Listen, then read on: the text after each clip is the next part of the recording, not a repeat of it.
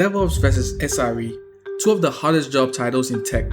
Both deal with automation, Kubernetes, and keeping systems running. But which one is right for you?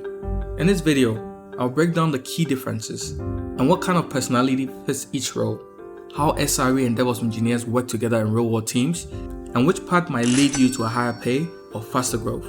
First, let's clear up the definitions. DevOps engineers focus on building and maintaining CI/CD pipelines, automating deployments, and enabling developers to ship code faster. Think Jenkins, Argo CD, GitHub Actions, Helm charts. Site reliability engineers take a slightly different angle. They mostly focus on keeping systems reliable, available, and scalable. Think observability, alerting, SLIs, SLOs, and reducing incident response time. In short, DevOps builds the highway, and SREs make sure that there are no traffic jams or accidents. Now here's where things get interesting. These roles overlap a lot. Both write automation scripts with Python, Bash, or Go. Both work with Kubernetes clusters, cloud platforms, and containerized applications. Both also care about automation and reducing manual work. In many teams, the same person wears both hats, especially in startups. But in larger companies, the roles are distinct. And that's where picking the right path matters. So which career suits you better? Here's my breakdown. You're a DevOps engineer if you enjoy building things, pipelines, infrastructure as code, automated deployment systems. You like enabling developers to move faster. You're an SRE if you love debugging tough incidents, analyzing system performance, and improving reliability. You thrive under pressure and don't mind being on call. As a site reliability engineer myself, I can tell you, if you enjoy digging into logs, solving tricky incidents, and making systems more reliable, you probably love the SRE path. On the other hand, if you get excited about automating workflows, building CI/CD pipelines, and helping developers ship features faster, DevOps might suit you better. The cool part, these roles work hand in hand.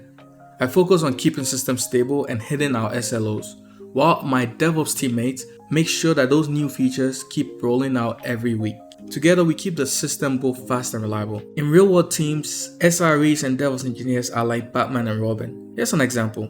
A DevOps engineer writes a CI/CD pipeline with Argo CD to deploy a new application version. An SRE monitors the deployment with Prometheus, sets up alerts in Slack, and ensures that the app meets its SLOs. When something breaks, the SRE analyzes the root cause, and the DevOps engineer updates the pipeline to prevent a reoccurrence in the future. It's a constant feedback loop. So which one pays more?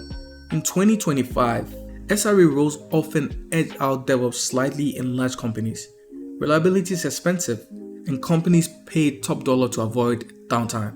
But DevOps engineers with strong cloud and Kubernetes skills also easily land high-paying six-figure roles. The truth? Pick the one that matches your personality, because both are in massive demand. If you want to fast-track your journey, I'm giving away my free SRE resume template, the same one that landed me 2 high-paying SRE jobs. And if you're serious about hands-on skills, make sure to check out my DevOps SRE automation course. We will build real-world projects together, deploying applications on Kubernetes, automating MySQL backups to AWS S3 with Argo workflows, and mastering Helm and Docker.